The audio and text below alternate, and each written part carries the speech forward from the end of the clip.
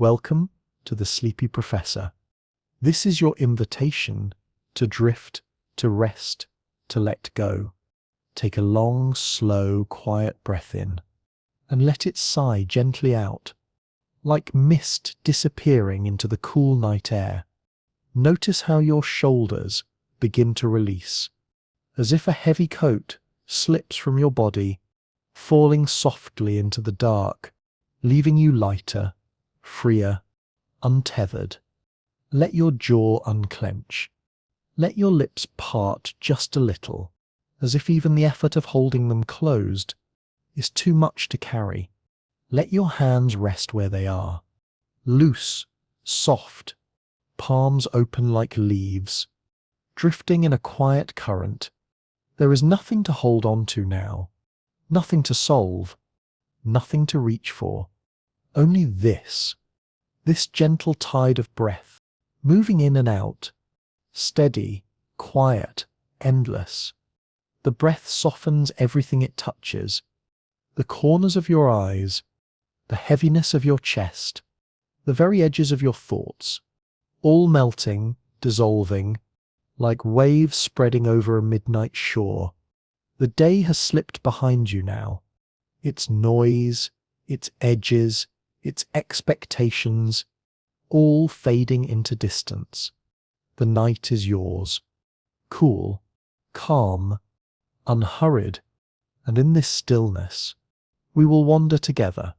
We will drift into a time long before ours, a world that feels both strange and somehow familiar, the age of the giants, the age of enormous insects, a time when the air itself shaped the very size of life. But before we step into that shadowed world, before the swamp mist rises and wings stir softly in the trees, I invite you to notice something simple. Where are you right now? Not in the noise of tomorrow, not in the weight of yesterday, but here, in this breath, in this body, in this quiet, safe moment where the story begins. Perhaps you are curled beneath blankets, the weight of comfort pressing gently across you. Perhaps you are wearing soft headphones on a train, lulled by the rhythm of steel and track. Or maybe you are in some place I cannot imagine. Yet here we meet, sharing this same quiet thread of time. If these wandering, drowsy journeys help you drift, I would ask, so softly, so gently, that you press like or subscribe to keep the Sleepy Professor alive. And if you already have, thank you. Your quiet presence is what keeps these explorations breathing, like lanterns lit in the dark.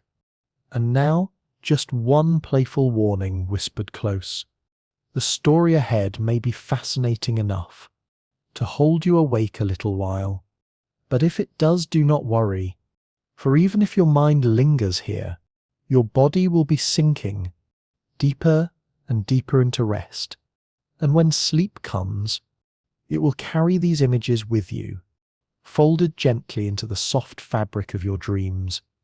So let us step back, softly, carefully, into deep time. A time more than 300 million years ago. A time when even the land itself breathed differently. The forests were not oaks, not maples, not the familiar shapes of your world today. No, they were stranger, older, dressed in otherworldly shades of green. There were the lycopsids, plants with scaly trunks that rose like living pillars, some taller than a house, some soaring 30 meters high, piercing skies heavy with mist. Ferns unfurled their vast fronds, wider than doorways, arching gracefully into the damp air, brushing one another in a constant whispering breeze. At the watersip's edge, the ancestors of horsetails stood in endless ranks, like emerald scaffolding, holding up the sky. The ground beneath was soft, springy with peat, each step sinking into its damp embrace. And the air, oh the air, was wet, close, a vast greenhouse forgotten by time, its windows fogged with condensation. Above, the canopy did not cut sharp silhouettes, did not blaze with sunlight, but turned the day into a dim green dusk, shadowed, strange, a twilight world at noon. It was a place hushed, humid, and alive in every hidden corner. And within that thick air lay the secret, oxygen, not as it is today, not 1 part in 5, but nearly 1/3 of every breath. The sky itself was richer, heavier, charged with a wilder chemistry. Fire could leap higher, cling longer to bark and brush, each spark hungrier than the ones we know. But even fire was not the most astonishing answer to this atmosphere of abundance. The truest answer was size. For insects, who do not draw deep breaths into lungs, but let the air seep gently through tiny passages in their bodies, this oxygen was a whisper of possibility. Grow, expand, test your boundaries. See how far the shape of life can stretch. And so they did. Beetles, the length of your hand. Dragonflies, with wings as wide as an eagle sips. Millipedes so vast, their armoured bodies could have brushed against your knees, as they coiled slowly across the forest floor. It was a time when small things grew large, and the world, though alien, hummed with its own quiet balance. And as we wander further, deeper, softer, you may notice your own breath, slowing to match the ancient rhythm of that air, in and out, like mist drifting through a forgotten swamp, like wings unfurling in slow motion, like sleep arriving gently to claim you. And so the insects answered. They grew, they stretched, they spread their wings into spans once thought impossible. Griffinflies, ancient cousins of the dragonflies, unfurled wings nearly 70 centimetres across, wings that would have cast shadows as wide as a crow's glide, drifting slowly, silently, over the green swamps below.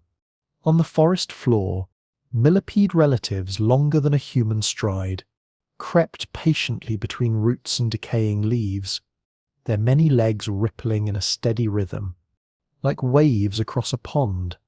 Beetles scuttled under fronds, their shells thick as thumb breadths, clicking faintly as they pressed against one another in the dim light. This was not a land of monsters. No, this was a land of enlargements, of the familiar, made strange by scale, of the ordinary, stretched gently into the extraordinary, all because the very air had given permission. And yet, the story is not only about size, it is about balance, a careful, delicate dance between plant and atmosphere, between fire and flood, between the limits of fragile bodies and the abundant chemistry of the sky. The age of giant insects is more than a curiosity. It is a lens, a window through which we glimpse how earth and life shape one another, as two hands pressing softly together, moulding a single form. Every fallen tree that did not rot, every trunk that sank quietly into peat, locked away its carbon, layer upon layer, buried in swamp and soil. And with each layer buried, oxygen rose higher, creeping further into the air, changing the very breath of the world. And with each shift in oxygen, the possibilities of life shifted as well. How large bodies could grow, how fast they could move, what wings could lift. The atmosphere was not merely a backdrop. It was alive, an actor in the play of evolution, as powerful as predator, as influential as climate, as decisive as time itself. And so this is not only a story about oversized bugs, it is a parable of interdependence, of breath woven into bark, of chemistry entwined with wing and muscle, the sky and the soil, the trees and the insects, written into one another, line for line, breath for breath. As we walk gently through this ancient forest, you will see how insects breathed without lungs, how they reach beyond the limits of their design, and how at last, their reign narrowed once more. But before the decline, let us linger here, stay a while, in their brief grandeur, when the breath of the world itself was deep enough to lift giants into the sky. So we ask, softly, what can these immense wings, these bird-sized dragonflies, teach us about partnership, about the hidden bond between life and the very air it inhales? The day fades, the Carboniferous forest exhales, and with the fading light comes a softer glow. Sunlight slants downward through towering scale trees, filtering through wide fronds until it settles into a green dusk that seems to stretch forever. This is not a forest of oaks and pines. It is a forest ruled by lycopsids, the scale trees. They rise upward like columns, their bark patterned with diamond shapes, woven like cloth. Their roots stretch wide and shallow, clinging to swampy soil that is as much water as it is land. Between them, ferns feather outward, vast fans of green overlapping like lace. Horsetail ancestors stand jointed and straight, like endless scaffolding, holding the sky in place. The air is thick, close, clinging to the skin like a damp blanket. Warm, heavy, yet strangely gentle, as if the whole world had been set beneath a giant glass dome. Beneath your feet the ground does not ring with firmness. It yields. It springs softly spongy with peat. Every step presses into layers of fallen plants, layers destined in time to harden into black seams of coal. Pools of dark water gather between roots, smooth as glass until a ripple disturbs them. Perhaps a frog-like amphibian, slipping soundlessly below. Perhaps only the shadow of wings, passing quietly overhead. Or perhaps a bubble rising, slow and lazy, from the depths of the swamp. And listen, the forest is never silent. There is a hush, yes, but stitched through with tiny sounds. The flick of wings, the plop of a body entering water, the groan of stems swaying in the thick, moist air. As twilight deepens, the forest offers another secret. Along damp logs and fallen bark, a shimmer begins to stir. Not fireflies, not yet, but fungi. The glow is subtle, a foxfire light, greenish, unearthly, born from the slow chemistry of decay.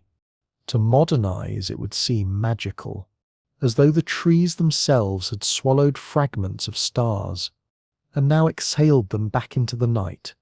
The light is not meant for beauty. It is not a signal, not a lure. It is only a quiet accident of metabolism.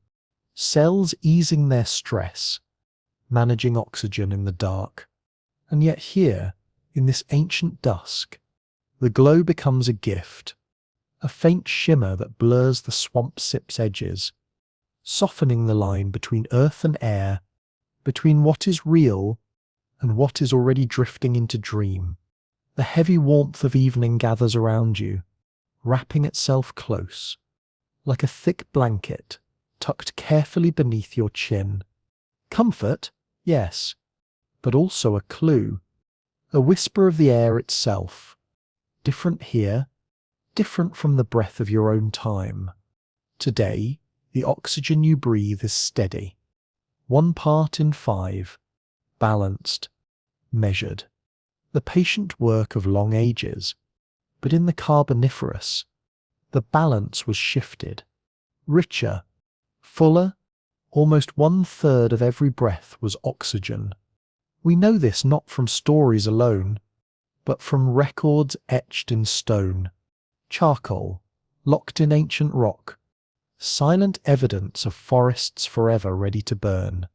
Even damp wood, slick with swamp water, could ignite when the air was so charged. The world was tinder. The world was flame. But it was also fuel. Fuel for life. Because high oxygen reshaped what was possible. Unlike us, insects do not breathe with lungs. They do not draw breath deep into chests. Instead, they open tiny doors along their sides, spiracles, each one leading to a lacework of tracheae, tubes upon tubes, branching finer and finer, carrying oxygen directly to each waiting cell. Elegant, efficient, but best for small bodies. For larger forms, the journey of oxygen grows longer. Diffusion. This quiet, invisible drift of molecules slows with distance. Limits appear. The flame flickers. The body falters.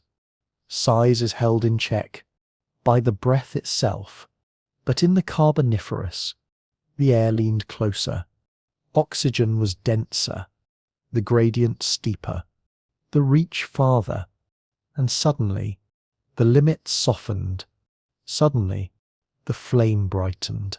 Suddenly life was invited to grow, larger than it had ever grown before. And so insects grew, dragonfly cousins beating wings broader than your arm span, millipedes stretching longer than your stride, their hundreds of legs gliding across the spongy forest floor. Muscles burned hotter, tracheae carried fuel deeper. Every movement was lifted by the generosity of the air. It was like a lantern. In our world, oxygen feeds a steady flame. Small, contained, a gentle light. But here, with oxygen so abundant, the flame leapt higher, shone brighter, burned without strain. The very atmosphere was an ally, an unseen partner, whispering, grow. And this gift of oxygen was not chance alone. It was born from the swampy world itself. Vast forests of lycopsids and ferns shed their bodies into bogs, where waterlogged soil slowed decay. Microbes were few, their appetite for carbon suppressed by the damp, acidic ground. So carbon was locked away, buried deep, pressed over long ages into seams of coal, with carbon dioxide pulled from the air and not returned quickly. Oxygen levels climbed and climbed. Fires flared, burning some away, but never enough to undo the slow, steady surplus. And so Earth-Sep's breath reached higher than almost any other time in history. Walk with me now through this twilight forest, and you will see how atmosphere and ecology were stitched tightly together. Amphibians thrive at the water-sept's edge, their skins thin, soaking in moisture and oxygen alike. Some are small and wriggling, others already broad-headed, creatures caught halfway between fish and frog. Nearby, early reptiles take their first cautious steps onto drier ground, their bodies sealed by scales, keeping water in, keeping the swamp out.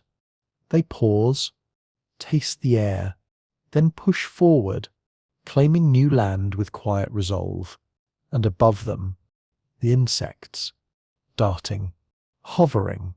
Their wings catch the heavy air, thicker, more buoyant than the skies you know.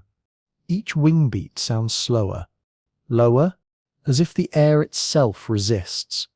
But that resistance is also lift. It gives every flight a strange grace. Like birds gliding underwater, the very density of the air changes how creatures move, how sound carries, how wings carve space.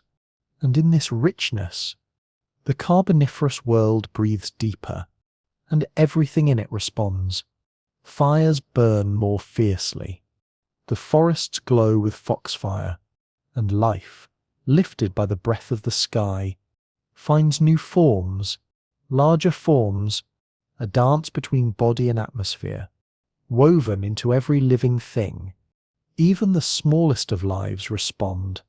The fungi glowing faintly on fallen logs adjust their chemistry, managing the stress of oxygen, as though cradling a secret flame. Each glow a signal, a reminder that even the tiniest cells are sculpted by the air they breathe, and this is what makes the Carboniferous more than a swamp of strange plants. It is a living laboratory, a moment when atmosphere itself pushed at the boundaries of possibility. Here, within the hushed, humid twilight, with its faint green lights and its thick, oxygen-laden air, the stage is set for a remarkable story. A story of wings stretched wider, legs reaching longer, bodies pushing past familiar limits. The forest may look quiet, but in every breath of its air, a new experiment in life is waiting to take shape. For us, breathing means lungs, a rhythm of inhale and exhale, air drawn deep, blood ferrying oxygen to distant tissues. But insects took a different path. Their bodies are threaded with a lacework of tubes, the trachea, delicate passages carrying oxygen directly from the open world outside to the innermost cells within.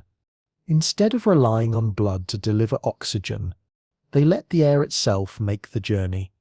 A design at once elegant and limiting, simple in its beauty, yet bound by the quiet laws of physics. Along each flank of an insect stip's body lie spiracles dot tiny openings, no larger than the prick of a pin. These are the doorways. Through them, air slips inward, passing into wider tracheal trunks, which branch again and again, splitting into threads as fine as silk. The smallest of these branches, the tracheoles, reach astonishing closeness to the tissues they serve. Sometimes within a single micron of a mitochondrion, those tiny furnaces within cells where oxygen is burned into energy. It is intimacy at a scale almost beyond imagining. The breath of the world, delivered directly to the doorway of life's engines. And by the same path, carbon dioxide slides quietly outward, returning to the forest air. Diffusion is the driver here. Not muscles pulling, not blood pumping, just the quiet spreading of molecules, from where they are plentiful to where they are few, like a drop of ink unfurling in still water, like smoke drifting through a silent room, quick across short spaces, but ever slower as the distance lengthens. For a tiny ant, diffusion is a faithful courier, swift, tireless, delivering oxygen with ease. But scale that body larger, and the journey becomes a struggle. A molecule that leaps a micron in a heartbeat might take ages to cross a millimeter. What was once quick becomes sluggish. What was once efficient becomes a bottleneck. This is why insects are usually small. Their design fits them best. When no cell is far from its tracheal thread, yet insects are not helpless in the face of physics. They have learned to stir the air within. Some species pump their abdomens in gentle pulses, squeezing and releasing, like a bellows in miniature. Others grow thin-walled sacs, air balloons within the body, that collapse and inflate, drawing breath deeper inside. Even the beat of wings can serve, thoraxes flexing with each stroke, creating pulses that drive oxygen to the hungry flight muscles.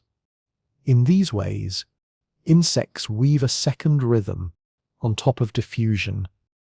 A rhythm of motion, a rhythm of flow. Diffusion carries oxygen across the smallest bridges. Convection the pumping, the stirring, refreshes the greater highways. Together they sustain life, even when bodies stretch toward greater size. But still, a stern law remains: the balance between surface and volume. As an insect grows wider, its volume, the tissues that need oxygen, swells faster than its surface. The openings that can take oxygen in double the size, and the hunger rises eightfold, while the capacity to feed that hunger barely quadruples. It is like swelling a city SIP's population without adding new roads. Soon, traffic clogs, the network strains. Inside the insect, more and more space must be sacrificed for breathing tubes, for trachea, space that could have been muscle, or gut, or seed for the next generation. Here the limits are written clearly.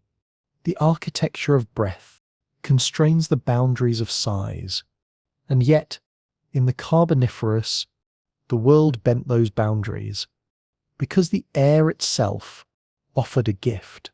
With oxygen so abundant, the gradient grew steeper, the push of diffusion stronger, the reach farther.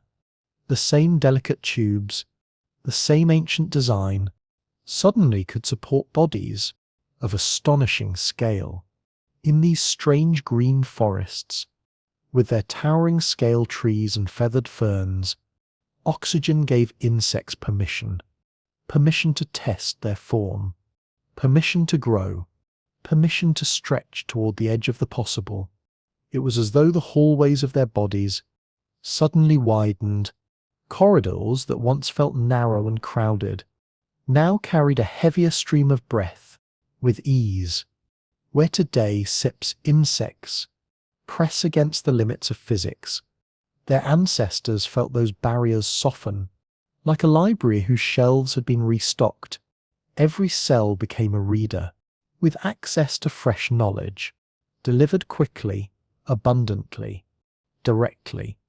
The griffinflies, with wings broader than a human arm, could not have skimmed through the swamps of today. Their tracheae would have starved their flight muscles. But in an atmosphere nearly 1/3 oxygen, the gradient itself carried them aloft, filling every corridor of their bodies with fuel enough for wings of impossible span. And yet, this design, so elegant, so direct, carried its trade-offs. Spiracles, those tiny doorways to the tracheae, were also doorways for water to escape.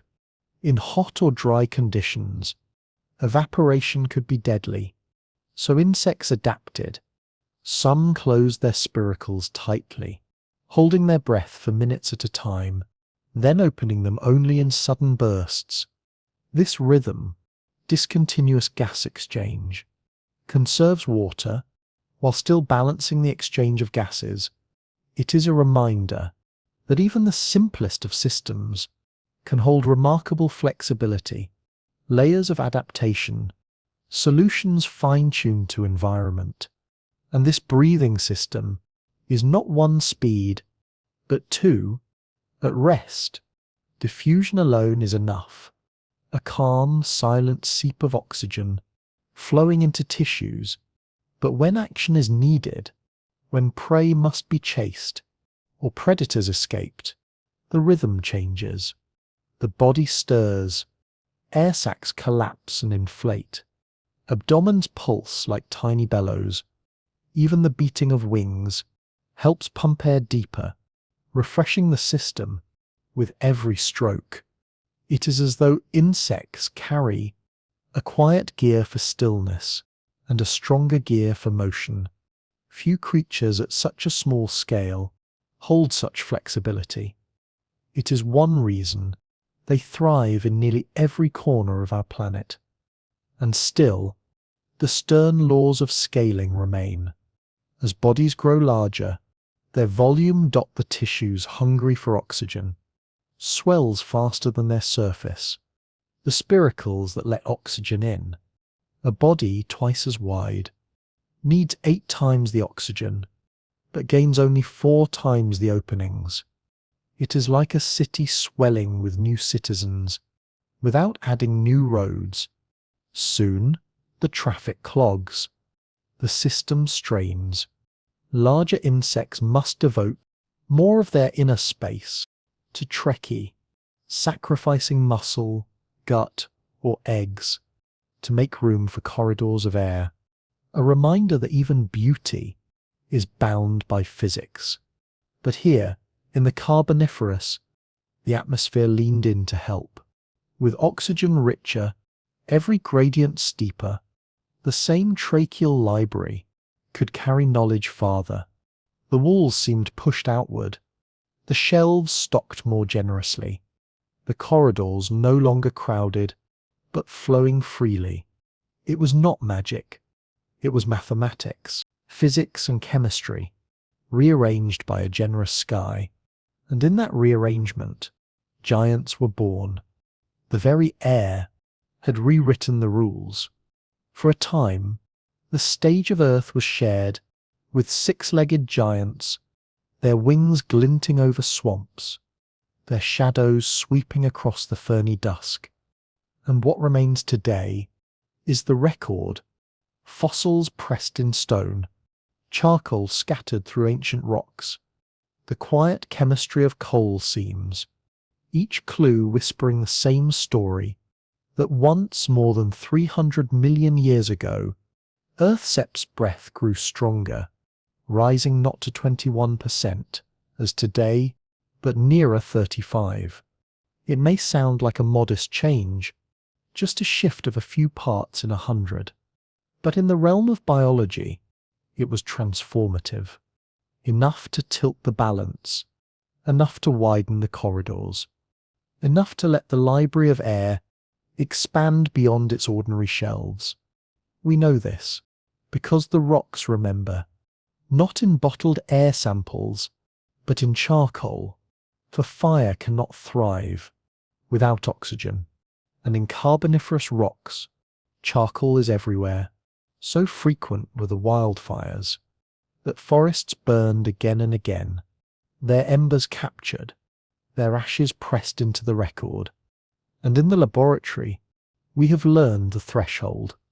To sustain wildfire, oxygen must climb above 23, sometimes 24%.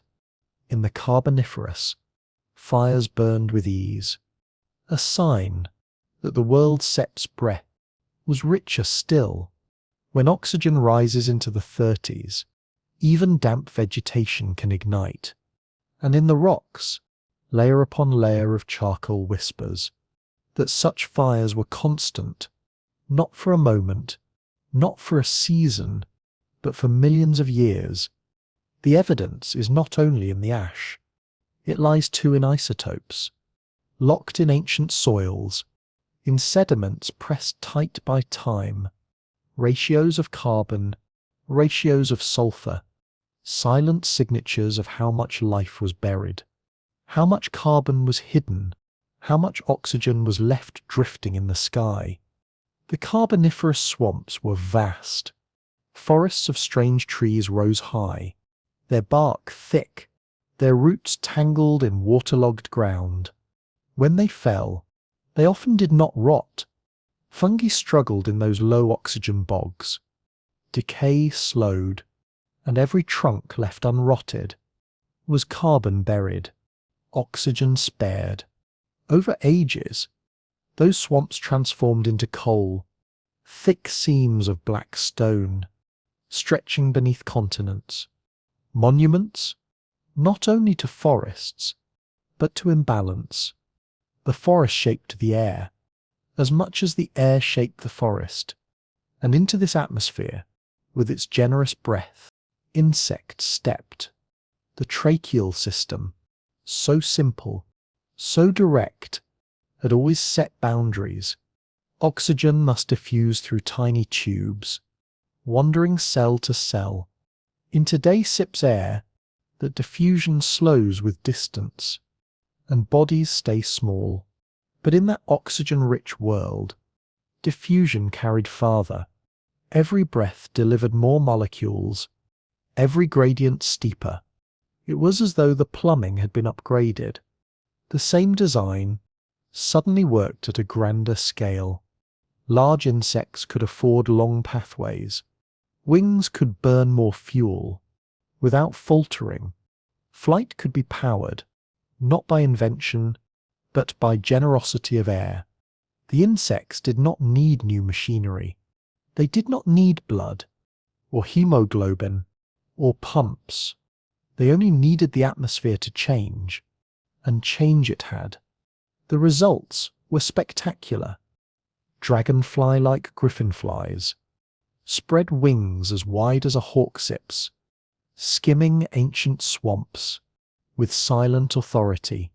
Millipede cousins, Arthropleura, stretched over 2 meters long, weaving through fallen trunks like armored trains. Even ordinary creatures grew beyond what we find familiar. A forest alive with giants. Not fantasy, but physics played out, under altered rules.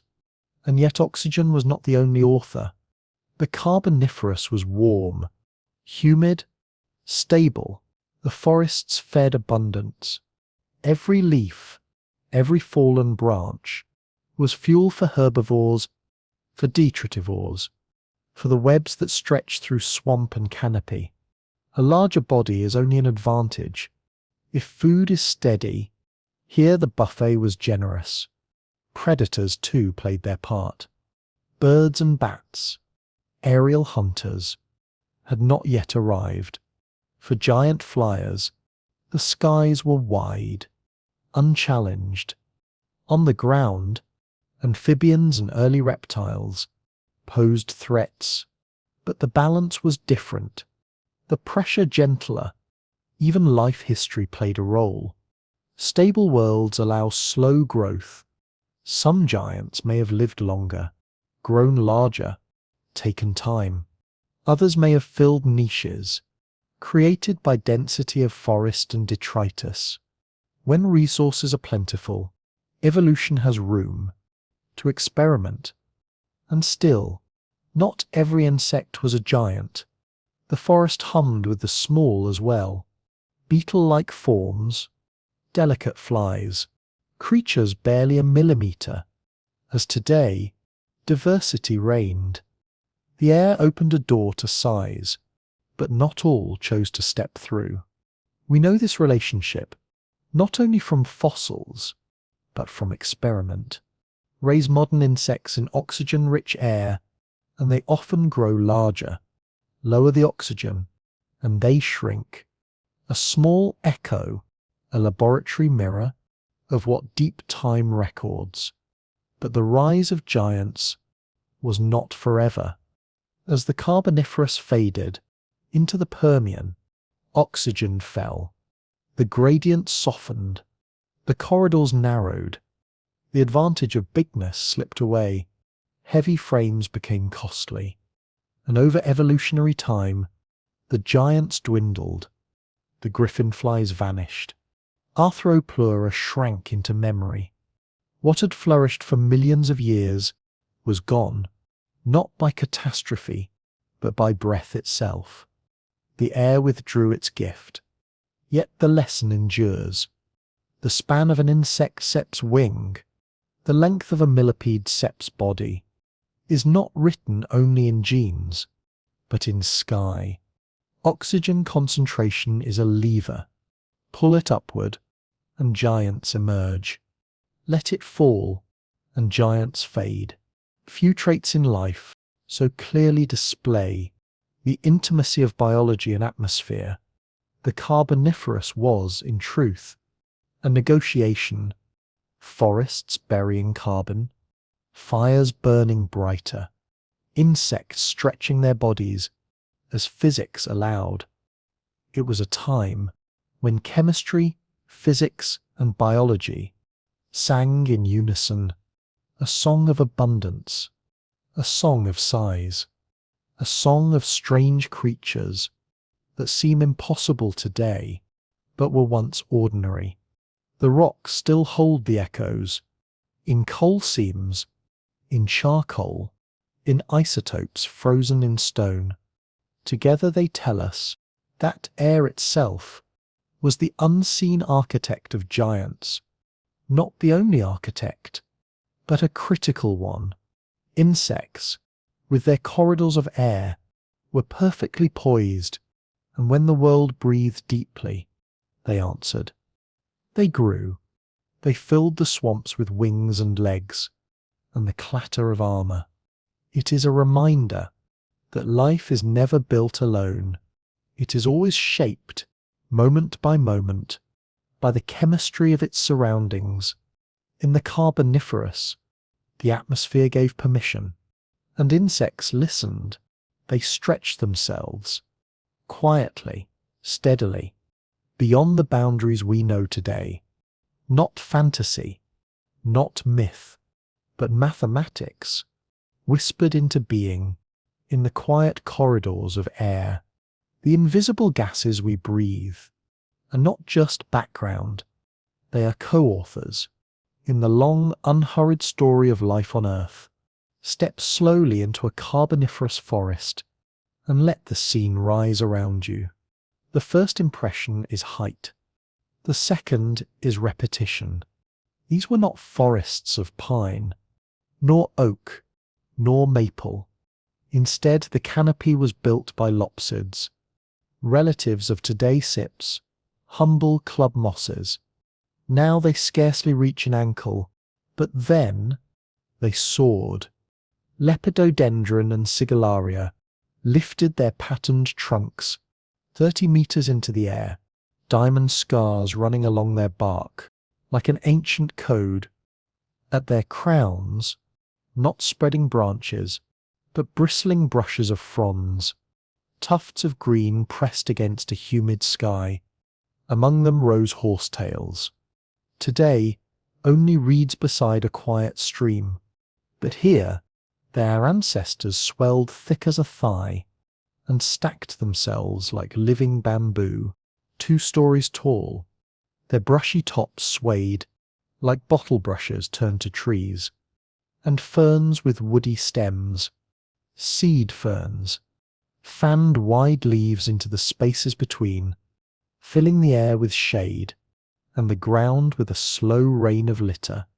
This was a world of dampness, a world of still pools, floodplains broad as carpets, their ground not firm soil, but peat, thick mats of fallen fronds and trunks, waterlogged, half-decayed, and endlessly layered. Year after year, forest debris sank into the wet earth, and because fungi then had not yet evolved the full craft of digestion, the wood lingered. Lignin resisted their reach. Instead of vanishing swiftly, as a fallen oak might vanish today, trunks endured, saturated, stacking. The backlog deepened, peat building by the meter, preparing, quietly, patiently, the coal seams that would one day power the fires of our own species. The rhythm was not uniform. Wet seasons layered peat thickly. Dry spells invited flame. In an atmosphere rich with oxygen, fire walked easily, igniting even damp wood, leaving behind dark sheets of charcoal. So the earth wrote a history, peat, then ash, then peat again. A memory of fire, a memory of burial, each line a record of atmosphere and time. And within these forests, life moved at its own pace. Millipede-like arthropods grazed across the litter, grinding dead matter into fragments. Small beetle ancestors and early cockroaches threaded the peat, gnawing soft tissue. The work was steady, but never enough. Decay could not keep up with the tide of growth. Other mouths turned skyward. By the late Carboniferous, some insects had evolved jaws that could chew fresh leaves, pierce stems, scrape green flesh. Their signatures remain: holes in fossil leaves, skeletonized edges, bite marks pressed into stone. Predators, too, patrolled this world. Griffinflies with wings wider than a plate swept through the air, compound eyes glittering, hunting smaller insects. On the ground, ambush hunters waited in the ferns. In the pools, aquatic larvae prowled with strong jaws. Every layer of the swamp was woven into this web, but the balance always tipped one way. Plant matter poured in faster than mouths could consume, faster than fungi could unlock. Carbon sank, oxygen rose, the atmosphere changed, and with it, the limits of life shifted. Insects, bound by diffusion, suddenly found the rules softened. Their tubes, their tracheae, carried oxygen farther, faster, with less resistance. The bottlenecks eased. The corridors of their inner library widened. Every cell received more, and with each gift of air, bodies stretched larger. Dragonfly-like griffinflies spread wings 1/2 meter across, skimming the swamps in silence. Millipede cousins, Arthropleura, stretched 2 meters long, their armored bodies like living trains, threading fallen trunks. Even the more ordinary insects grew to startling scale. This was not myth, not fantasy. It was the air itself, drawing new possibilities, inviting experiment, then sustaining it. For millions of years, the Carboniferous was, in its way, an atmosphere sips quiet experiment, a long, slow negotiation between plant and sky, between fire and flood, between decay and accumulation. Forests built the air built the forests, and insects listened, they answered. They grew, pools of still water, dense groves of towering trees, and shadowy clearings of decay. All coexisted side by side. Insects found a niche in every corner, some hovering delicately above the pools, others burrowing into damp, fallen logs. The forests might seem alien, but they were also familiar, proto-versions of the ecosystems we know today. The difference lay in the details, in the scale of the plants, in the slowness of decay, in the rich oxygen that allowed insect bodies to stretch beyond the limits we now imagine. If you close your eyes, you can walk there in your mind. The air presses warm against your skin. It smells of water, of green growth, of damp, endless vegetation. Above you, lopsid trees rise like columns, their patterned bark catching the last light of day. Ferns brush against your legs, horsetails whisper in the heavy breeze. The ground beneath your steps is soft, spongy peat, layer upon layer of seasons past, a quiet memory preserved. At the edges of pools, amphibians stir. Above you, a shadow glides across the swamp. Broad wings, slender body, eyes glimmering in the dim glow. On a fallen trunk, fungi glow faintly, green light in the darkness, like stars scattered across wood. This is not just a forest. It is a dialogue, atmosphere and earth speaking to one another, each shaping the other, each leaving ripples that will last for ages. The coal forests were not only ecosystems, they were engines, machines for rewriting the very air. They raised oxygen higher than at nearly any other moment in Earth's history, and in that rich atmosphere, insects discovered the gift of size. Among the most striking shapes to drift through this heavy twilight sky were the griffinflies, the great genus Maganura, With wings almost 70 centimeters wide, they were the largest insects ever known to fly. To the eye, they looked like dragonflies, but they belonged to another lineage, now long extinct. Their wings were lattices of strength, thin membranes stretched across veins of support, flexible yet resilient. 4 wings gave them versatility, to hover, to glide, to turn with precision, as if the air itself leaned in to help. Inside their thorax, packed muscles powered every motion. Each beat drew not only on their own strength, but on the gift of the atmosphere around them. The Carboniferous sky was dense, oxygen-rich, thicker than ours. Lift came more easily. Every wing beat carried farther. Their very size was permitted by the air itself, and so they hunted, patiently. Their compound eyes, vast and gleaming, saw the smallest flicker of movement, an insect rising from the peat, a small amphibian stirring in the dusk. With a silent swoop, spined legs reached forward, forming a basket in the air. The prey had little chance. The griffinfly would land softly, on a frond, a trunk, a branch above the swamp, and feed without hurry, mandibles working steadily. It was not a terror, not a monster, but a creature fitted perfectly to its world. A patient hunter, a watchful shadow in the green dusk. Imagine yourself by the swamp sip's edge. The air is still, the light is fading, and a shadow, the size of a raven, passes silently above the water.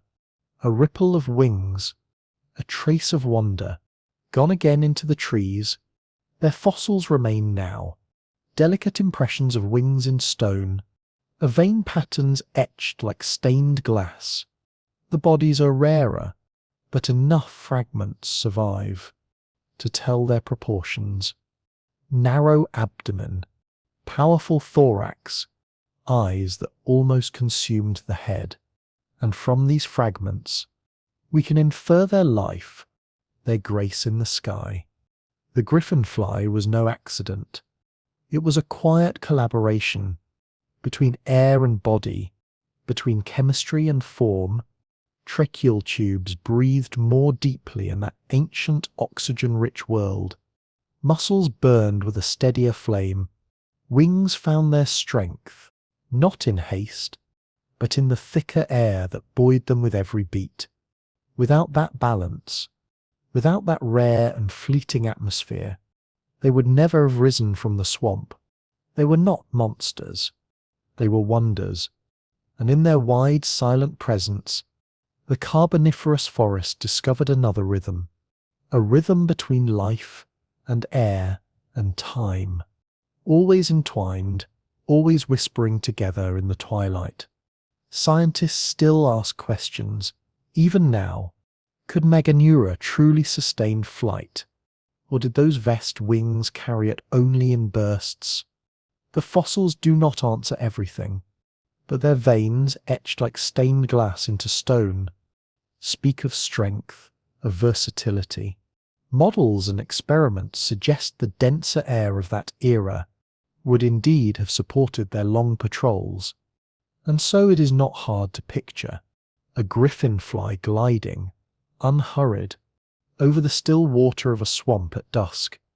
Wings tilt, catching the heavy air, eyes glimmer with patient light. A sudden dart, legs folding like a net around some smaller insect. A pause, a perch on a fern, and then, just as quickly, silence again. The swamp hushes, but the echo of those wings lingers. Why do no insects today reach such size? The answer lies in change. The air no longer carries such richness of oxygen, and the skies are not theirs alone. Birds, bats, new predators, took the roles they once held uncontested. The griffinfly flourished in a world that suited it perfectly, and when that world shifted, Its lineage faded into memory, yet the stones remember delicate wing impressions, fragments of body, the ghost of an eye, proof that long before birds, long before bats, the masters of the air were insects, with wings like windows and eyes patient enough to watch the carboniferous dusk without end. And down below, another giant moved with equal quiet, Arthropleura, long as a dining table, armoured like a slow-moving train. Its many legs rippled in waves, dozens of feet carrying a segmented body across the damp, breathing earth. It was no hunter. It grazed, it recycled, it turned fallen leaves and rotting stems back into soil, a quiet labourer, a recycler on a grander scale than anything alive today. Its trackways tell the tale, parallel rows of footprints, drag marks where the belly brushed the ground, sometimes stretching for meters, as though the great millipede had only just passed. Not imagination, but evidence that the forest floor once trembled with its careful weight. Despite its size, it did not hurry. Its many legs moved like a rolling tide, each lifting, each settling, a deliberate rhythm that carried it forward, and when obstacles came, fallen trunks thick with moss, roots coiled like sleeping serpents, it climbed with patience, front legs searching, antennae tasting the humid air, and then the rest of the body arching over in a slow wave, segment by segment, until all of it passed into shadow again. To see Arthropleura in your mind is to watch a creature both alien and inevitable, a being shaped by oxygen, by endless forests, by a world in balance with its own strangeness. Its armour protected, yet made each molt a dangerous act. Its size gave power, yet carried burdens. It was a child of its age, and when the air thinned, when predators grew bolder, its time ended. But in stone, its footprints remain, a quiet trail pressed into the silence of deep time, proof that once, before mammals, before dinosaurs, the earth was walked by titans of many legs, moving slowly, moving endlessly, through a forest that dreamed itself forward into the future. These ancient tracks remind us that ecosystems are not built only by hunters or by towering trees reaching skyward, but also by the quiet recyclers, the steady wanderers that keep the cycle of energy turning, patiently, invisibly, one step at a time.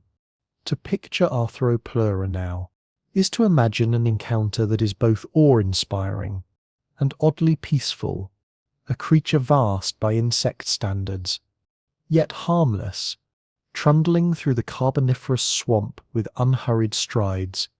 Each footfall leaves behind a pattern of orderly impressions, as if it were writing its presence into the mud for future eyes to find. The forest folds around it, shadows sliding back into place, and the giant vanishes once more into the rhythm of that long-vanished age. To live as an arthropod giant was to live inside a suit of armour, a shield that was also skin, a skeleton that was also shell. Unlike us, who grow around a framework of bone, arthropods carried their scaffolding on the outside, a living armour forged from chitin, layered and strong, as though nature had woven a chainmail of its own. This armour was not simple. At the surface lay a thin, waxy film, the epicuticle, sealing in precious moisture. Beneath it, the exocuticle hardened into a protective wall, and deeper still, the endocuticle gave softness and bend, so that the creature could move with some grace. Together these layers formed a composite both strong and flexible, an organic technology millions of years older than us. For the small, this system was perfect. A beetle could scuttle, a mantis could strike, A dragonfly could bend in flight, but as bodies grew larger, the balance shifted. The armor thickened, heavier and heavier, until every step became a negotiation with physics. The weight of protection carried always, never set aside, never removed. And then came the most fragile moment of all: molting. Growth came not gradually, but in sudden leaps. An old shell split. A new body swelled into being. Dozens of legs pulled free, one by one, from the grip of their sockets. For hours, perhaps for days, the giant would stand unguarded, its new shell soft, its body pale, its strength not yet hardened. A rebirth, a gamble, every molt a step forward in size and power, but every molt a chance of failure. It is easy to imagine Arthropleura retreating into the hush of the forest floor during this time, the canopy dripping with rain, the air thick with oxygen. The giant curled quietly, waiting for its armor to stiffen once more. A night of chitin, sleeping in its own husk, trusting the silence to protect it. Chitin itself was a marvel, a sugar molecule transformed into living armor, sometimes rigid as a beetle sips shell, sometimes delicate as a butterfly sips wing. Engineers today still study it, marveling that something so ancient, so humble, could be fashioned into so many forms. And in the Carboniferous, that material, that armor, allowed giants to rise, allowed insects and millipedes to push the very edges of what was possible. For a time, the world itself, with its high oxygen, its lush forests, its quiet lack of predators, gave them permission to grow. That world is gone now, but its memory lingers, pressed into stone, written in footprints, carried in fragments of armor, a reminder that once, long before mammals, long before dinosaurs, the forest floor belonged to armored giants, and that even the heavy burdens of physics, for a fleeting age, could be overcome. The story of these giants is not only a matter of size, but also of balance, of what the world allowed and what the body could bear. Every adaptation carries its price. Every triumph is shaped by trade-offs.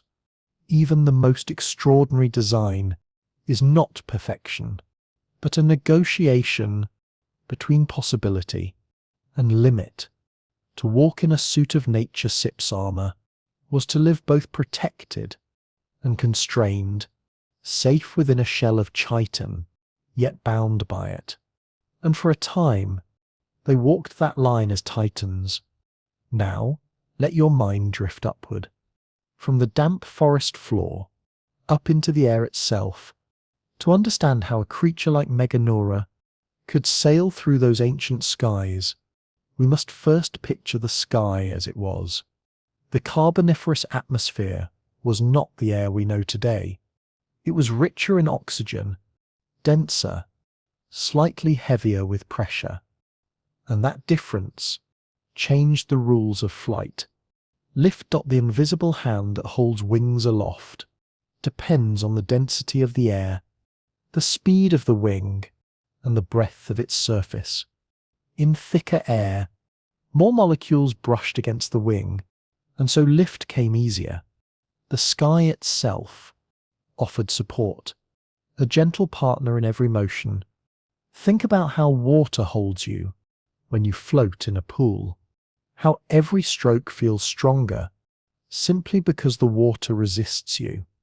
The Carboniferous air was something like that, not as heavy as water, yet dense enough to cradle wings with an extra softness. Insects did not need to flap with frantic effort. The air itself helped carry them. It was as if the world was whispering, rise, drift, soar. And so wings grew broader, thinner, more lace-like. A griffinfly could spread wings wider than your hand, catching not just breezes, but the very buoyancy of the sky. Its flight was not frantic, not the jitter of a small mosquito, beating hundreds of times a second, but slower, heavier, a steady rhythm, wing strokes rolling like deep breaths. This was a sky made for gliding. A creature could launch from a tall tree, spread its wings, and let the thickened air hold it aloft. Each stroke carried farther, each glide lasted longer, like a paper lantern floating on a hidden current. Imagine it now. The still water of a swamp pool below, a mirror of dark glass, broken only by the ripple of an amphibian surfacing, or the hush of a falling fern leaf. Above it, a griffin fly drifts lazily, turning its wings, with the smallest tilt, sliding into a spiral of rising air, carried upward, without strain, not clumsy, not awkward, but graceful, like a living kite, tethered to the breath of the world. Its wings, delicate yet strong, were laced with veins. Nature sips framework, like the spars of a sail, keeping the membrane firm, steady, able to catch the sky.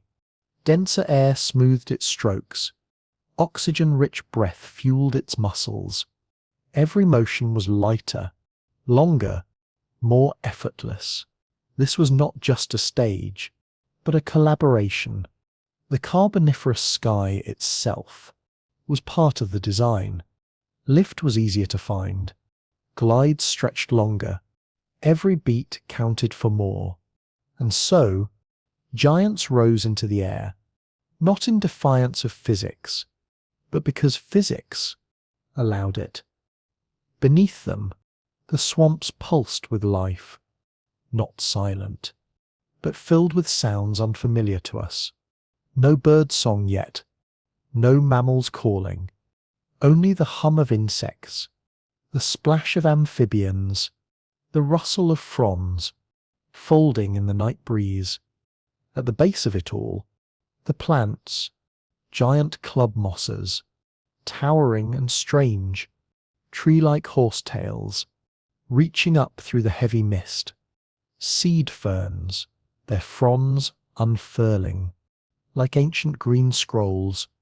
Their spores drifted down, their leaves fell, blanketing the forest floor, and where decay gathered, quiet armies stirred. Millipedes, springtails, cockroach kin, they scurried unseen, turning soft rot into soil, keeping the world from drowning beneath its own abundance. The swamp was alive, not with haste, but with patient rhythms, eating, being eaten, returning again to the earth. Among these decomposers were giants, Arthropleura, the massive millipede cousin. Long as a grown man sipped stride, it moved like a slow conveyor belt of digestion, browsing on heaps of fallen vegetation, grinding it down into smaller pieces, into crumbs of life that fed the forest anew. Behind it, smaller recyclers darted, quick and busy, snatching what the giant left behind. Together, they laid the groundwork, a foundation strong enough to support all the layers of life above. Herbivores followed, insects with chewing mouth parts, early cousins of grasshoppers and beetles, climbed stems and grazed fronds. The plants, unprepared for such mouths, had little to defend themselves with. No bitter poisons, no thorns, just soft tissue, ripe for a banquet, and banquets never go unnoticed. Predators waited, carnivorous roaches, the first beetle-like hunters. They scuttled through shadows, fast, efficient, snapping up the unwary. Above them, in the thickening dusk, giants stirred. Meganeura, the griffin fly, its wings vast and lace-like, patrolled the skies. It hunted with patient eyes, sweeping over pools and fern canopies, ready to snatch mayflies, dragonflies, even small amphibians, clambering too close to the waterset's edge. The forest was never silent, not with these lives moving, not with so many hungers to fill. There were no bird song, no mammal calls, but the air thrummed with insect wings, pools rippled with amphibian splashes, fronds whispered, as something unseen passed through, and always, somewhere, a faint crunch of an exoskeleton, ending in a predatorcept's jaws.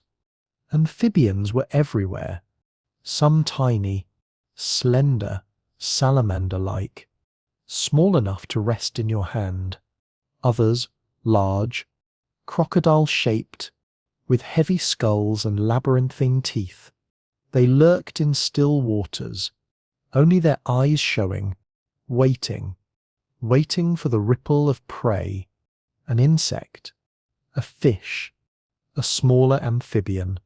They ruled these wetlands, but a new arrival was beginning to share their stage.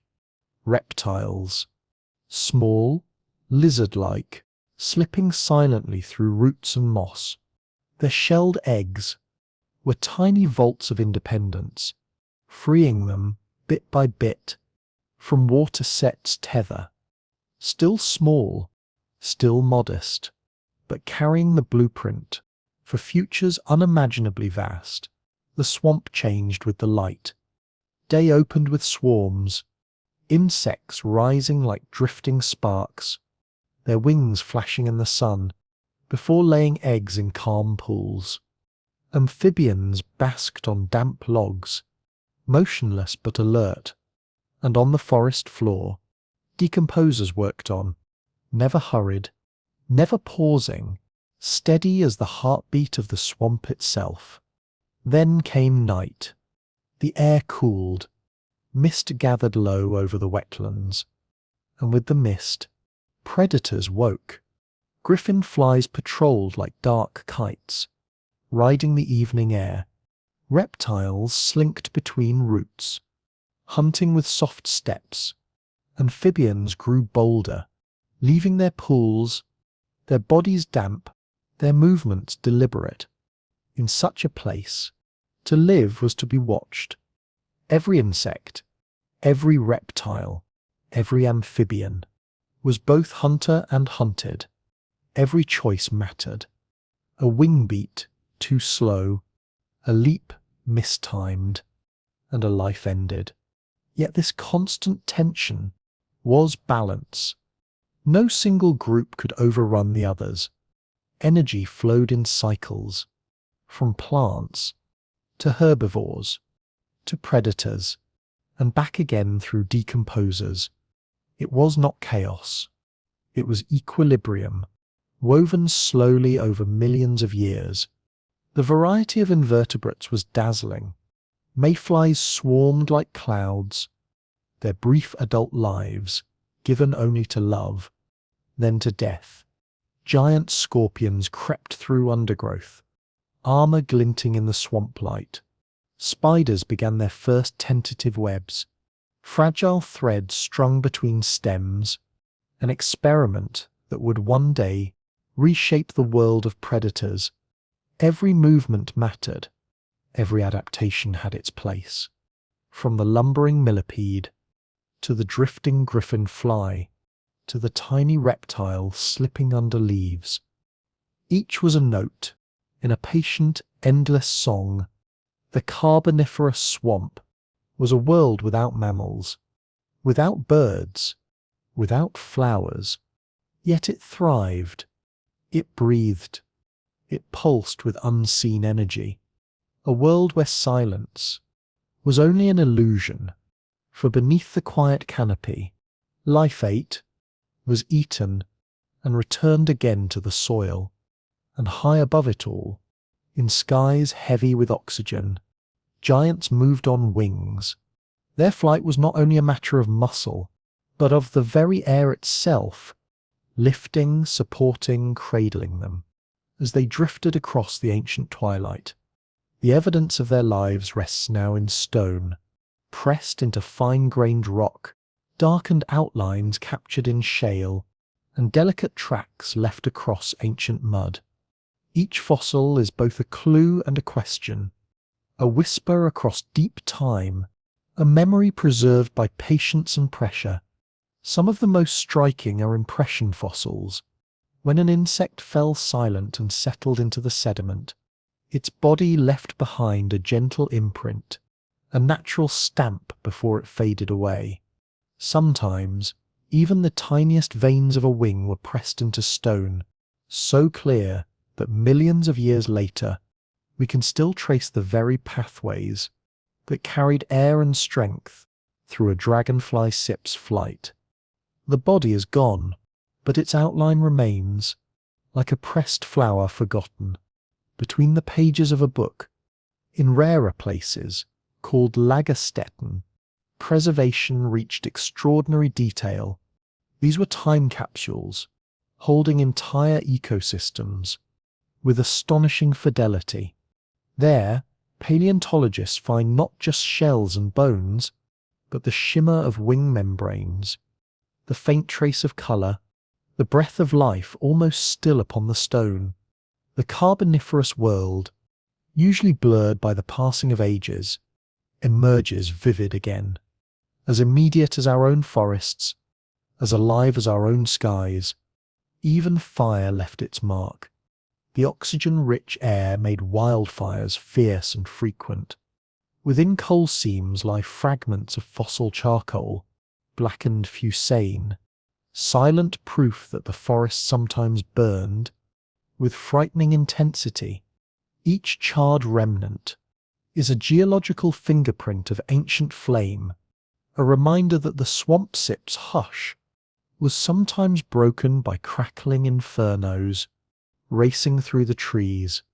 Other traces are less glamorous, yet deeply revealing. Coprolites dot fossilized droppings, preserve the very meals of long-gone creatures.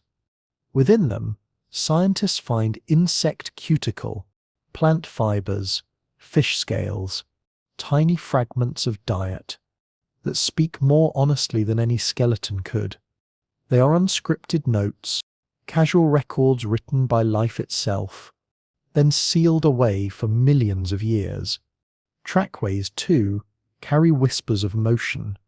A giant millipede pressing its many legs into the mud, an amphibian dragging its belly through the shallows. When hardened into stone, these tracks preserve not just form but behaviour, the rhythm of a crawl, the pause of a step, the faintest echo of a journey once made. To follow them is to feel as if the creature has just passed, its presence lingering in silence. Dating these stories is careful work. The rocks stack like pages, oldest at the bottom, youngest at the top, their sequence a book written in sand and clay.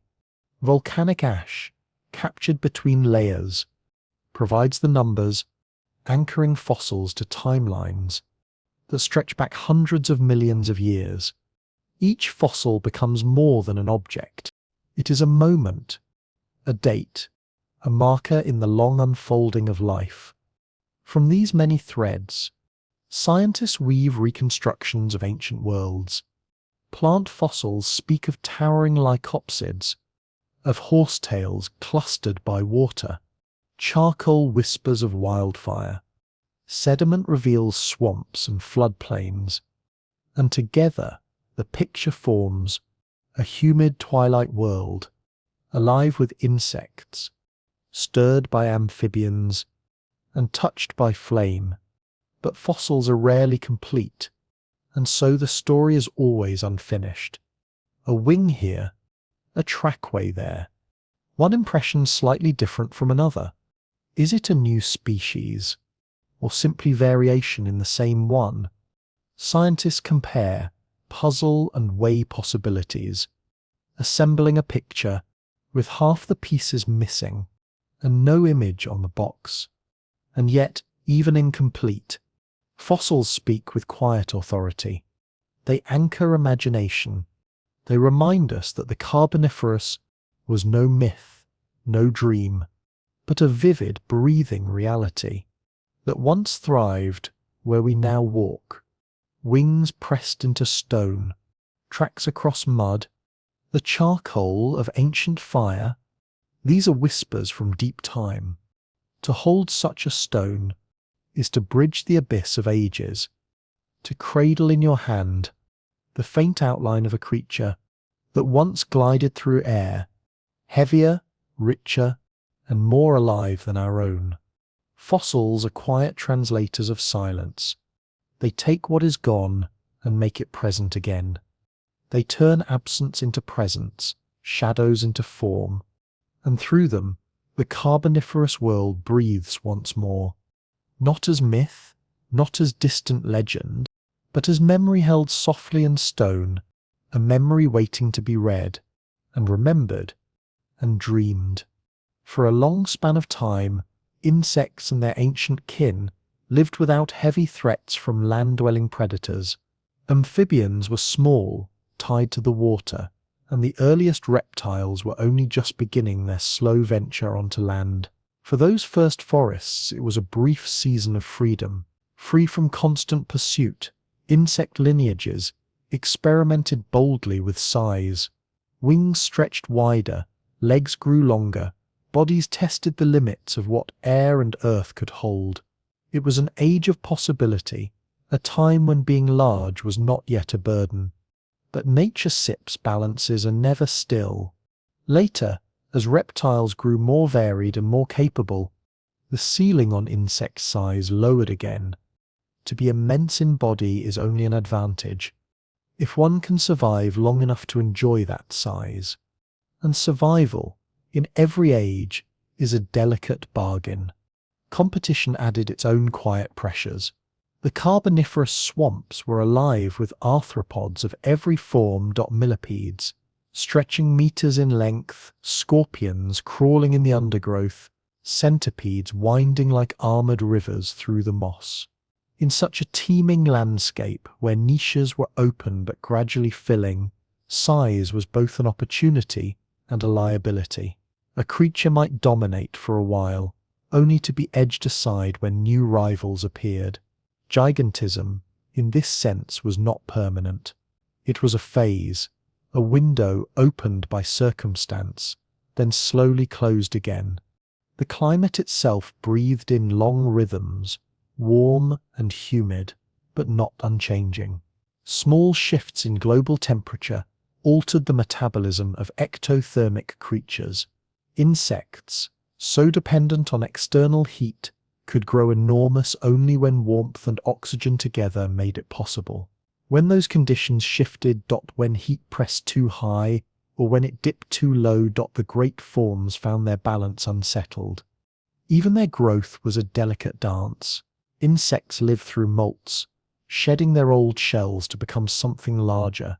To linger longer in youth meant a chance at greater size, but it also meant longer exposure to accidents, to disease, to predators. A longer journey to adulthood was a gamble. Sometimes it paid off in wings as broad as a hawk's. Sometimes it ended before those wings ever unfolded. And so gigantism was never just about oxygen. Oxygen was the great stage light, yes. Br, heightening the possibilities, sharpening the contrasts. But on that stage, many actors played their parts.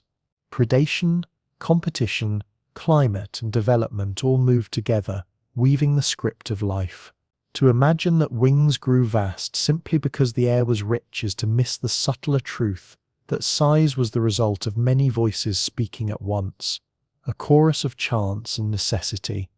The giants of the Carboniferous rose, and they fell, not with thunder, but with a long, patient fading. Their retreat was slow, written into the atmosphere itself, into the forests as they shifted and dried, into the quiet arrival of predators who learned to stalk them. The air that once held a third of its breath as oxygen slowly diminished, slipping toward the balance we know today. The invisible cushion that had lifted dragonflies wider than gulls began to thin. Each beat of their wings grew a little heavier, a little harder to sustain. The swamps themselves began to change. Vast coal forests, lush and damp, gave way to new kinds of plants, seed ferns, conifers, greenery, more suited to drier soils. The endless wetlands broke apart, patches shrinking, habitats scattering. With them went the expanses of air thick with oxygen, and the endless niches that had once been filled. Smaller, more adaptable creatures came to the fore. And as the world reshaped itself, the giants stepped quietly off the stage. What remains of them now are only whispers in stone, a faint outline pressed in shale, a delicate wing kept like a pressed flower, a trail of footprints hardened in ancient mud. Not myths, not legends, but memories, etched in silence, waiting in the rock until someone listens. In those early days, insects had little to fear. Few land predators hunted them, and so their lineages could stretch and grow, filling empty spaces in the world. It was a window of freedom, a brief span of time, where size itself became a kind of experiment. But windows close, as amphibians and reptiles spread, as they sharpened into swifter hunters. Giants became more vulnerable. What once was safety in size slowly became a risk. And it was never only predators. The story was layered, woven. Forests changed. Climates warmed and cooled and dried. Oxygen, once abundant, began to thin. Each of these threads tugged at the fabric of gigantism, loosening it, unweaving it, until the era of great wings and thunderous steps faded into twilight. Yet even in that fading, life did not vanish. It shifted, it reshaped, it endured. For while the giants were impressive, most creatures of the Carboniferous remained small, quick, nimble, living in the leaf litter, slipping beneath bark, darting through moss. And for them, smallness was not a weakness. It was a strength. A small body needs little to survive. It can endure hunger, hide in crevices, reproduce quickly. Generations turn over like pages in the wind, each one an experiment, each one a chance to adapt. Where giants lumbered, the tiny endured, scaling itself. The quiet math of nature ensured that being small was often the safer path. The physics of breath, the weight of bodies, the demands of muscle, all of it tilted the balance in favour of the modest. So the Carboniferous was not simply a world of titans. It was a layered tapestry. Above, the skies stirred, with dragonflies the size of kites. But below, in the soil and shadows, 1,000 smaller creatures thrived, just as essential, just as alive. If one imagines a great banquet spread across the swampy forest, the giants would enter, towering and dramatic, but the feast would already be crowded. 1,000 tiny guests, already at the table, already eating their fill. There was always room at the tiny table, and in the end, it was the small that never left. And in many ways, it was also the busiest place to be, the noisiest, the most enduring. The legacy of the Carboniferous is not only in the giants that stretched wings across the sky, but in the quiet persistence of its smallest wanderers, the beetles, the cockroaches, the little scuttlers in the undergrowth. They survived long after their oversized cousins faded into stone shadows. They are still with us now, tucked into nearly every corner of the earth. The lesson is gentle, but profound. Evolution does not always favor grandeur. More often, it leans toward balance, efficiency, and resilience. Smallness, in its unassuming way, is one of evolution's 6 quiet triumphs. While great wings once painted the skies with awe, it was the small, patient, ever-adapting ones that carried life forward. Their story is not written only in fossils, but in the living insects of today, who still reign in number and variety. The giants are gone, but the small have never stopped thriving. And yet, stories of the giants spread like wildfire, and like wildfire, they sometimes burn away the details, leaving facts singed at the edges. The Carboniferous world did indeed harbour creatures that would startle us now, but myths exaggerate them, stretching their forms until they resemble monsters rather than animals. It is worth pausing, breathing slowly, and sifting calmly through what the fossils actually whisper. Take Meganura, so often called a dragonfly, the size of a hawk, but it was not a dragonfly at all. It belonged to an extinct order, the griffinflies. They looked similar, long-bodied, four-winged, but they were a side branch, not ancestors of the dragonflies we see today. Their wings could span 70 centimeters, as wide as a human arm, as broad as a dinner tray, large enough to impress, without blotting out the sun. They were hunters, yes, but still insects, not beasts of myth, not terrors from the sky. Cockroaches, too, carry their own myths. Some tales insist they grew to the size of dogs, but the fossils tell another story. The old rochoids were larger than today Sip's kitchen dwellers, but not monstrous. Picture one as long as a smartphone, disquieting perhaps, but not a beagle in your living room. Their success came not from size, but from the damp, lush forests that offered endless scraps to feed on. And then there was Arthropleura, the great millipede-like arthropod. It has been painted as a nightmare, slithering through the swamps like a serpent. In truth, it could reach 2.5 meters in length, as long as a small sofa, perhaps the size of a coffee table that wriggled. But full fossils are rare, and most individuals were likely smaller. It was a detritivore, feeding on decaying plant matter, not a predator stalking the forest. Immense, yes, but not unstoppable. And oxygen, another place where stories often swell. The Carboniferous air did indeed carry more oxygen, around 30 to 35%, compared to today SEP's 21. This richer air made it easier for some insects to grow large, but not all of them did. Many remained small. The giants were exceptions, not the rule. Headlines sometimes imagine them as relentless hazards, swooping, clashing, battling like monsters on a stage. But the truth is calmer. Even the giants lived by ordinary rules. They sought food, avoided danger, and fit into ecosystems. A griffin fly was a skilled predator, but it did not clear the skies. An Arthropleura was impressive, but it was no rampaging terror. For scale, it helps to hold something familiar in mind.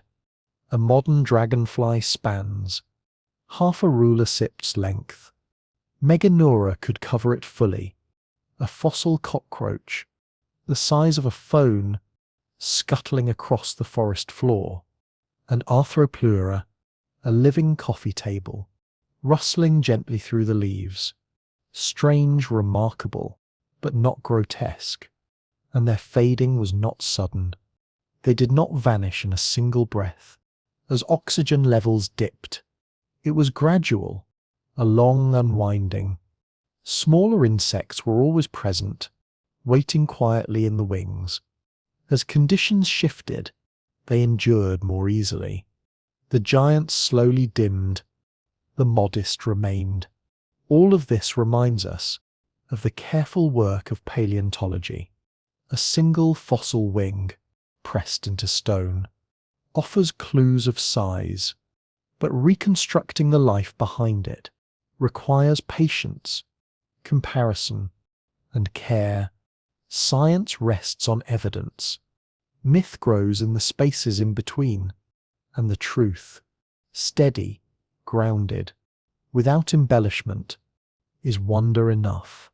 Griffinflies as their own lineage, cockroaches, only as long as our phones, Arthropleura, vast yet gentle, feeding on plants beneath the canopy. The Carboniferous world was already extraordinary. Forests rose higher than thought could follow, their trunks stacked in columns, their crowns feathered with ferns, that turned the air heavy with breath. From their fallen bodies, from layers upon layers of damp green life, the coals were laid, the very coals we still burn today. Oxygen swelled, richer and fuller than our modern air, making each breath deeper, and each creature sip's world a little larger. Life flourished in forms both strange and achingly beautiful, and there is quiet magic in knowing them as they truly were. No monsters required, only beings, alive in their moment, woven into the fabric of swamp and sky. There were wingspans wider than a person's sceptre's arm, shadowing the pools below, and millipede-like giants, stretching longer than a table, moving slow and deliberate. Across the forest floor, we might ask, half dreaming, if it happened before, could it happen again? The answer drifts, patient and measured. In that age, the air itself carried more weight of life. 30, even 35% oxygen, compared to the 21 we know today. For insects, who breathe not with lungs, but through fine silver tubes called tracheae, that richness of air was like a gift. The higher the oxygen, the farther it could seep into their bodies, making wings broader, bodies stronger, lifespans longer. The air itself whispered growth, and it was not just the air. The world was still young in its balances. Forests were endless swamps, thick with moss and horsetail. Amphibians and reptiles had not yet claimed the skies as hunters. In that window, a griffinfly could spiral unchallenged above the canopy. An Arthropleura could ease its vast body over the peat, no predator daring. The giants did not stand alone. They existed because the stage around them allowed it. Could that stage return? The earth breathes in cycles. Oxygen rises. Oxygen falls.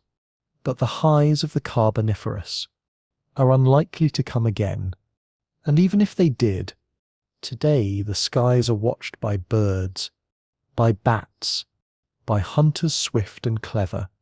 A giant insect now would be a slow-moving feast, easy prey for sharp eyes and sharper claws. The body itself sets limits too. An insect grows by shedding its skin, a tender moment when the new shell is soft. For something small, this is risk enough. For something vast, the weight of its own body could crush it. Before the shell hardened, and still the air moves only passively through those branching tubes. Not pushed, not pumped. Diffusion carries life, but only so far, and in a large body, that breath would fade before reaching the edges. So the giants were always rare, always exceptions. A brief moment when air, earth, and ecology align just so. Even with our tools, even with imagination turning toward creation, to build a giant insect today would be to build a fragile thing, vulnerable in breath, vulnerable in molt, out of place in a world of predators, a curiosity, not a future. So the giants will not return, not in forests, not in skies. Their legacy is enough, pressed into stone, recorded in carbon, carried in the quiet echo of living insects that still thrive in every corner of the earth. The night in the Carboniferous falls heavy and warm. The swamp does not go silent. It only softens, drips from fern to pool, the faint stir of a reptile nestling into bark, the hush of wings as a griffinfly drifts above the canopy, its flight slow, unhurried, as if the whole sky belonged to it. The ground glistens with dew, each bead of water catching the dim shimmer of starlight through the canopy sept's veil. The air is dense, like a blanket. Resin, peat, spores, all mix into a perfume of age and soil. The forest breathes deeply, and in that breath, we remember the Carboniferous was not a world of monsters. It was a world alive, overflowing with strangeness and wonder, a cathedral of green, a stage for both the great and the small. The giants have passed, but their memory endures. And in that memory we can rest, knowing the truth itself is enough, softer than myth, but filled with its own quiet magic. The Carboniferous world moved at its own pace, with no sense of urgency. Growth and decay, flight and stillness, light and shadow, they flowed together like water, in cycles measured not in days, but in ages. Geological time, unfolding like a breath drawn very slowly. A griffin fly sip's wing beat is only a fleeting moment. The peat bed forming beneath your feet is a story written over millions of years. Both coexist here, in this one night, in this one stretch of air. A final sound drifts through the swamp, almost like a sigh. The creak of a lopsided trunk, bowing gently under the weight of its crown. The forest shifts in its sleep, stretching slowly, settling back into stillness. Nothing here is in a hurry. The swamp does not rush. It only endures, layer upon layer, building futures far beyond the creatures who walk among its roots. And in this quiet, the world feels vast and hushed. Each drop of dew, each thrum of a wing, each drifting spore carries the soft weight of deep time. The night does not ask for attention. It simply is, and in that simple being, it feels eternal. When scientists look back at the giants of these swamps, they are not just marveling at curiosities, they are reading prototypes, Nature Sep's early experiments, testing how far life could reach under the air of a different world. One lesson whispers clearly, scaling laws. When a creature doubles in size, its volume and weight rise faster than its surface. Breathing, strength, movement, each becomes more difficult. A modern insect cannot simply grow larger, for its tubes of air and fragile shell would not keep pace with its weight. But in the Carboniferous, oxygen ran thick in the sky, 30% or more, a gift of air that softened those limits, and for a while allowed giants to drift and crawl. Even today these lessons echo. Engineers studying flight trace their fingers over fossil wings, where ancient veins once carried stress, like tiny beams in a cathedral window. From those delicate traces, they learn how to make machines, light and strong and graceful. Not copies of those long-dead giants, but inspired whispers, borrowed from Nature Sep's long experiments. The air itself left its mark. High oxygen meant not only larger bodies, but fire that kindled more easily. Charcoal seams lie hidden in stone, records of ancient wildfires that remind modern scientists how atmosphere and vegetation dance together, how fire is part of that rhythm. Coal, too, tells its story. Gigatons of carbon locked away, swamps pressed into black seams that shape the air for ages to come. In that long burial, greenhouse gases shifted, climates turned, and the world changed course. The fall of the giants was not a failure, but part of this deeper pattern. The ebb and flow between life and air, between bodies and the sky itself. And still the smaller ones endure. Tiny insects, quick to breed, nimble in their niches, prove that sometimes smallness is the wiser path, not grand in size, but grand in persistence. Stories of vast dragonflies and long millipedes still spark our wonder, but their truest lesson is quieter. They remind us that life and atmosphere shape one another, co-creating futures over spans of time too deep to measure. Biology does not cheat physics. It never has. It simply works within it, negotiating, adapting, enduring. And here, in the stillness of this ancient night, that truth feels gentle. A truth you can rest inside, like a forest breathing around you. Slow, steady, eternal. The massive dragonflies, the long-bodied millipedes, they were not miracles. They were not violations of law. They were expressions, temporary and delicate, of what was possible under a sky different from our own. Higher oxygen, warmer swamps, quieter predators. All of it came together, a fleeting balance, a rare window in which bodies could stretch beyond their usual limits. That recognition helps modern science ask new questions about scaling, about flight, about climate and balance. But in this hour, as the air thickens with dusk, it is enough simply to let the knowledge drift over you like a slow tide. The lesson, in the end, is balance. The giants remind us of possibilities unlocked by shifting air, but also of the quiet limits written into matter itself. Their legacy lies not only in the fossils pressed into shale, but in the way they still ripple through our imagination. From drones whose wings echo ancient Venetian, to fire models calibrated with charcoal laid down in Carboniferous flames, their presence endures. Nature's SEPS experiments began long before us, and they move at a pace we are only just beginning to glimpse.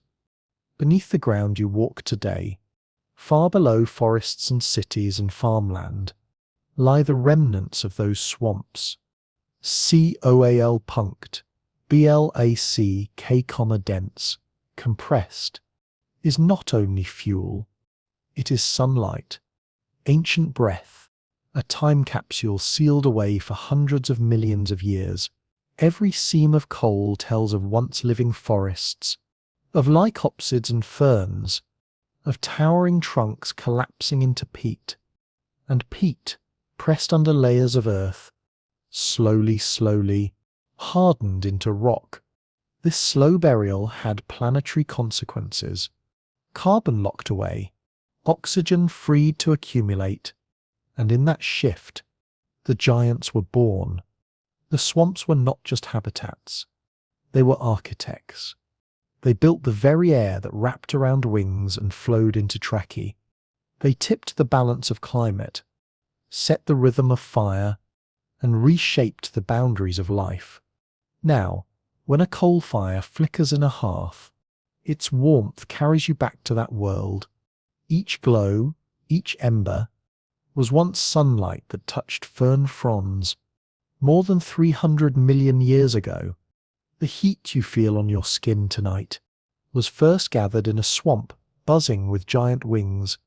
The story of coal, of forests buried and reborn as fuel, teaches another lesson, that what takes millions of years to store can be undone in a moment.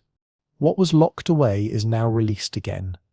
The balance, always fragile, always negotiated, can shift with startling speed. Yet even here, there is comfort, because the earth is not simply a stage for life. It is a partner, a co-creator. Swamps built the air as surely as the air built the swamps.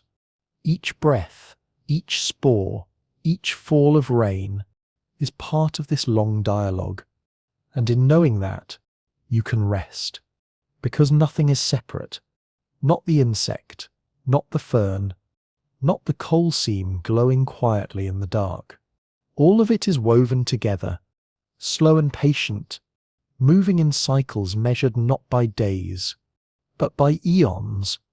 The giants have faded, their forests have fallen, yet their story hums softly still, and if you close your eyes, you can almost hear it, in the hush of wings, in the drip of dew, in the quiet breath of the earth itself. Sleep, then let the Carboniferous night surround you. The forest will keep its watch.